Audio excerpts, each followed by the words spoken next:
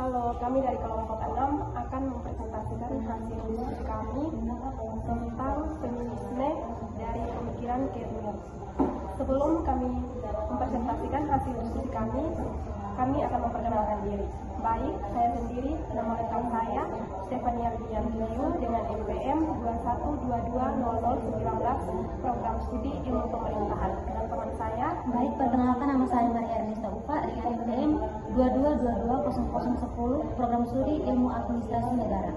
Saya Angelina Detakai, NPM 21220037 Program Studi Ilmu Pemerintahan. Baik, selanjutnya kami akan membaca materi kami. Profil dan latar belakang kehidupan pribadi dari Kate Millett. Kate Millett memiliki nama lengkap Catherine Millett, lahir pada 14 September 1934 di Santa Paula, Minnesota, Amerika Serikat.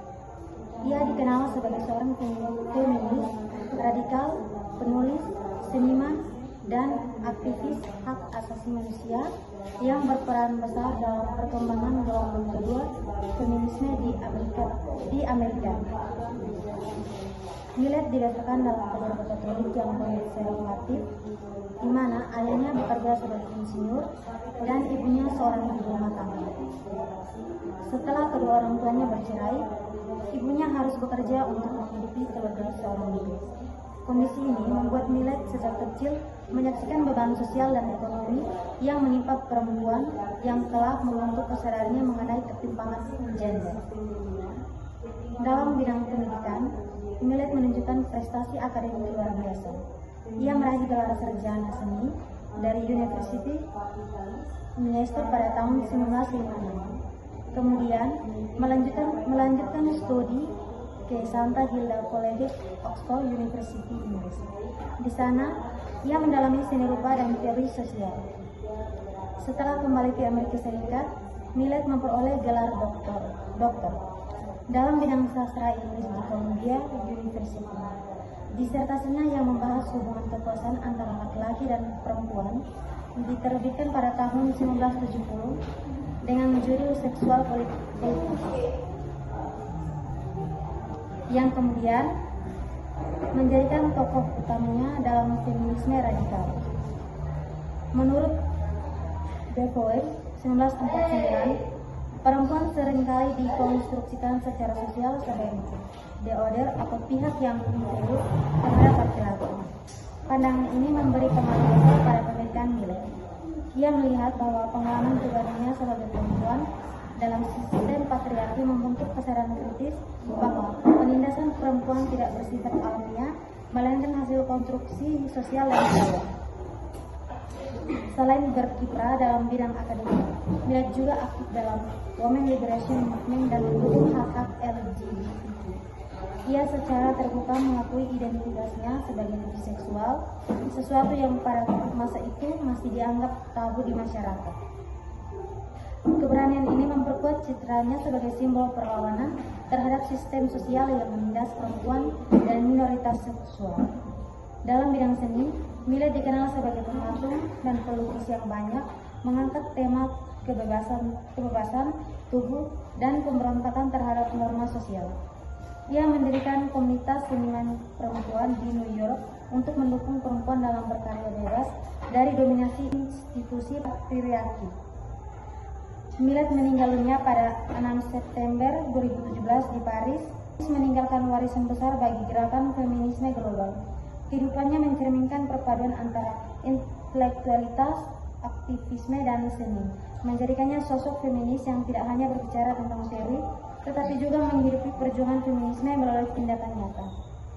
Baik, yang berikut kondisi historis atau sosial yang mempengaruhi atau membentuk pemikiran Kate Millett. Pemikiran Kate Millett tidak dapat dilepaskan dari konteks sosial, budaya, dan politik yang berkembang di Amerika Serikat pada pertengahan abad ke-20. Masa tersebut ditandai dengan dominasi sistem patriarki, di mana laki-laki menempati posisi pusat kekuasaan dalam hampir semua aspek kehidupan sosial, politik, dan ekonomi. Patriarki, menurut Lady, merupakan sistem sosial yang menempatkan laki-laki dalam posisi dominan dan perempuan dalam posisi subordinat, baik di ruang publik maupun domestik. Setelah berakhirnya Perang Dunia II, perempuan yang sebelumnya bekerja di sektor industri harus kembali ke rumah tangga karena adanya dorongan sosial untuk memulihkan peran alami perempuan sebagai ibu dan istri. Media dan pemerintah pada masa itu mempromosikan ideologi yang dikenal dengan istilah domestik ideologi, yaitu keyakinan bahwa peran ideal perempuan adalah mengurus rumah tangga dan keluarga. Millet melihat fenomena ini sebagai bentuk penekanan sistematis terhadap potensi perempuan di ruang publik. Menurut Simone de Beauvoir, dalam karyanya The Second Sex, perempuan tidak dilahirkan sebagai makhluk inferior, melainkan dibentuk menjadi inferior oleh struktur sosial dan budaya patriarki. Pemikiran ini sangat mempengaruhi Millet dalam melihat bahwa seksualitas dan relasi gender tidak bersifat biologis, tetapi merupakan hasil konstruksi sosial yang diciptakan untuk mempertahankan dominasi laki-laki. Selain pengaruh sosial, situasi politik pada dekade tahun 1950 sampai 1970-an juga turut membentuk kesadaran politik Millet. Amerika Serikat pada masa itu tengah diguncang oleh berbagai gerakan sosial besar seperti gerakan hak sipil yang memperjuangkan kesetaraan ras, gerakan anti perang, dan terutama gerakan pembebasan perempuan. Menurut Eisenstein, gerakan feminisme gelombang kedua yang muncul pada masa ini berfokus pada pembebasan perempuan dari kontrol sosial dan politik patriarki, serta menurut kesetaraan dalam ruang publik maupun privat. Millet terlibat aktif dalam lingkungan tersebut dan menjadikannya dasar dalam pembentukan gagasan feminisme radikalnya. Dalam bidang budaya, menjelaskan bahwa media massa dan karya sastra pada masa itu secara tidak sadar berperan dalam memperkuat pandangan patriarkal. Perempuan sering digambarkan sebagai objek seksual atau tokoh pelengkap bagi laki-laki dalam film dan novel. Millet menilai representasi tersebut sebagai bentuk hegemoni budaya, di mana perempuan diposisikan sebagai yang lain, sebagaimana dikemukakan oleh Beauvoir. Melalui analisis budaya, Millet kemudian mengembangkan pemahaman bahwa patriarki bukan hanya sistem ekonomi atau hukum, melainkan juga sistem ideologis yang bekerja melalui simbol, narasi, dan bahasa. Selain itu, Friedman mengembangkan bahwa situasi ekonomi pasca perang juga mempengaruhi struktur sosial di Amerika.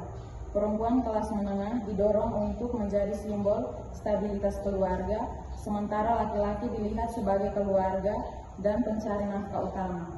Bagi Millet, pola ini menunjukkan bahwa sistem patriarki tidak hanya menindas perempuan secara individual, tetapi juga menempatkan mereka dalam struktur ekonomi yang membatasi kebebasan dan partisipasi sosialnya.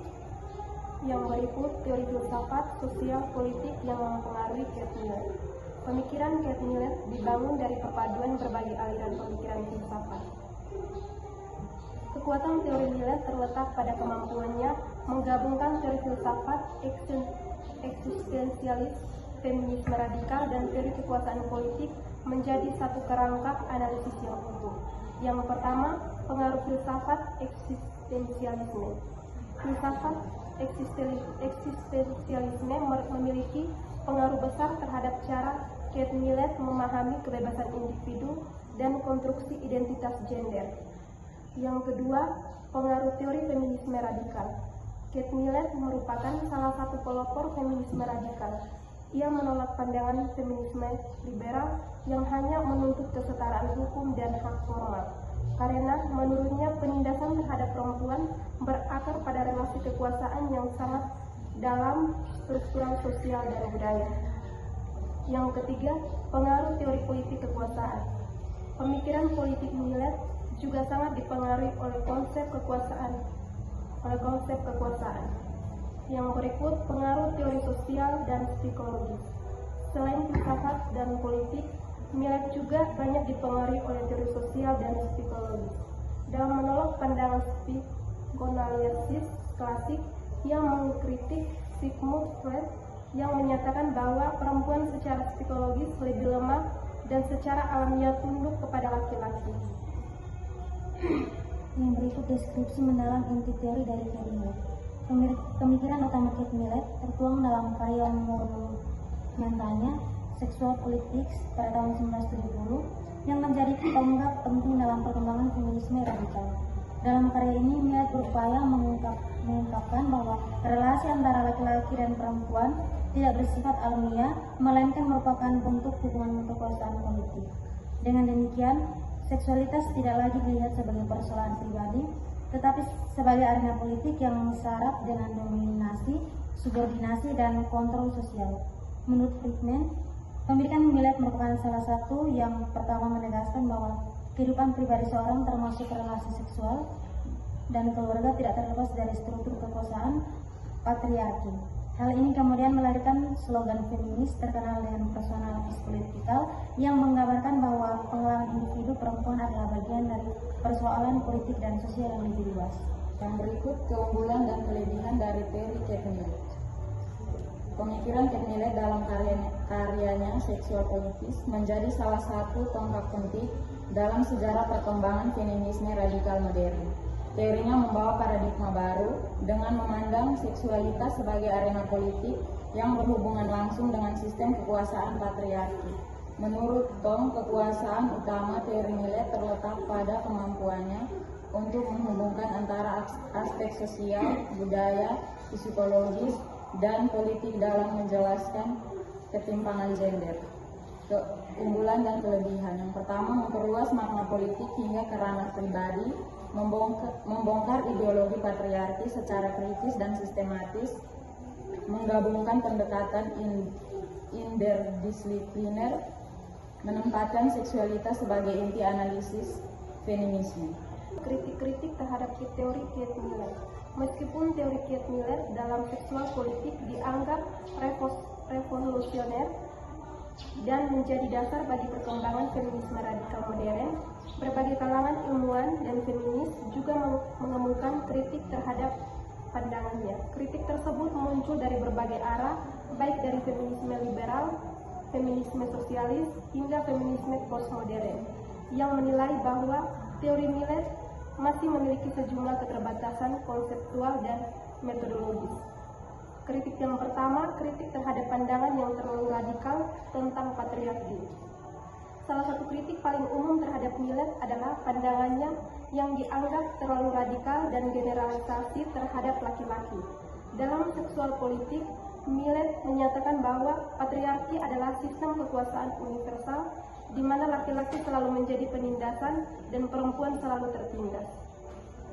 Yang kedua, kritik dari feminisme sosialis dan marxis. Feminisme sosialis menilai bahwa teori Millett terlalu fokus pada seksualitas dan kekuasaan gender, tetapi mengabaikan faktor ekonomi dan kelas sosial. Yang berikut kritik dari feminisme postmodern. Selanjutnya, kesimpulan.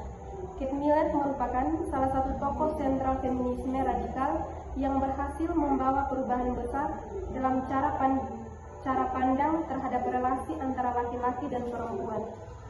Melalui karya monumentalnya Sexual Politics, Millett menegaskan bahwa kekuasaan patriarki tidak hanya hidup dalam sistem politik formal, tetapi juga berakar kuat di ranah sosial, budaya, dan bahkan dalam hubungan personal sehari-hari. Ia memandang seksualitas sebagai bentuk politik di mana dominasi laki-laki terhadap perempuan berlangsung melalui norma, nilai, dan ideologi yang telah dilembagakan secara kultural. Pemikiran Millett telah membuka jalan bagi lahirnya berbagai aliran feminisme baru yang lebih kritis seperti feminisme kultural, feminisme psikoanalitik, dan feminisme poststruktural. Teori mengubah pengertian politik menjadi lebih luas, tidak lagi terbatas pada urusan negara, tetapi juga mencakup tubuh, keluarga, dan relasi pribadi. Namun demikian, teori Millett tidak luput dari kritik beberapa kalangan, menilai pandangannya terlalu universal, kurang mempertimbangkan faktor ekonomi, ras, dan konteks budaya non-barat. itu, pemikiran Millet tetap memiliki nilai historis dan teoritis yang kuat, karena ia menjadi pelopor dalam menghubungkan antara kekuasaan, seksualitas, dan ideologi patriarki secara sistematis. Secara keseluruhan, teori Millet memberi pemahaman mendalam bahwa perjuangan feminisme tidak hanya bertujuan memperoleh hak formal, tetapi juga menuntut perubahan kesadaran, budaya, dan nilai-nilai sosial yang menindas perempuan. Ia menegaskan bahwa pembebasan sejati harus dimulai dari kesadaran bahwa persoalan adalah politis. Baik, selanjutnya kami akan menjawab pertanyaan dari kelompok 5. Baik, pertanyaan yang pertama, bagaimana Kate Millett mendefinisikan politik seks dan mengapa ia menempatkannya sebagai pusat dalam analisis feminisme? Jawaban, Kate Millett memperkenalkan konsep politics of sex sebagai bentuk kekuasaan patriarki yang diinteralisasi dan dijalankan melalui hubungan seksual, sosial, dan budaya antara laki-laki dan perempuan. Ia berpendapat bahwa semua hubungan antara jenis kelamin adalah politis karena selalu melibatkan dominasi laki-laki atas perempuan. Baik, pertanyaan yang kedua, mengapa Kate Millett mengkritik institusi keluarga dan bagaimana kritik ini berhubungan dengan reproduksi sistem patriarki? Millett melihat keluarga seperti unit politik dasar dan patriarki, tempat ideologi dominasi laki-laki dilestarikan dan direproduksikan. Dan dalam pandangannya, keluarga tradisional menanamkan nilai-nilai subordinasi perempuan sejak kecil melalui peran gender, pembagian kerja domestik, serta ketergantungan ekonomi. Ia berpendapat bahwa keluarga berfungsi mempertahankan tatanan sosial dan menempatkan laki-laki sebagai kepala rumah tangga dan penguasa perempuan. Dengan membongkar struktur keluarga patriarkal, feminisme dapat membuka jalan bagi hubungan yang lebih setara dan non-hierarkis antara jenis kelamin. Baik, pertanyaan yang berikut, bagaimana teori Kate Millett tentang patriarki berbeda dari feminis liberal sebelumnya dan apa implikasi politik dari perbedaannya? Berbeda dengan feminis liberal seperti Mary Wollstonecraft atau Betty Friedan yang menekankan kesetaraan hukum dan kesempatan kerja, Millett mengusulkan perubahan yang lebih radikal dan struktural. Ia berargumen bahwa patriarki bukan sekadar masalah diskriminasi, melainkan sistem kekuasaan ideologis yang tertanam dalam budaya, seni, agama, dan pendidikan. Oleh karena itu, pembebasan perempuan tidak dapat dicapai hanya dengan reformasi hukum, tetapi memerlukan revolusi kultural yang mengubah cara masyarakat memahami seksualitas dan kekuasaan. Implikasi politiknya adalah bahwa perjuangan feminis harus bersifat subversif dan transformatif terhadap nilai-nilai sosial yang menopang dominasi laki-laki. Baik, inilah hasil diskusi kami. Sekian dan terima kasih.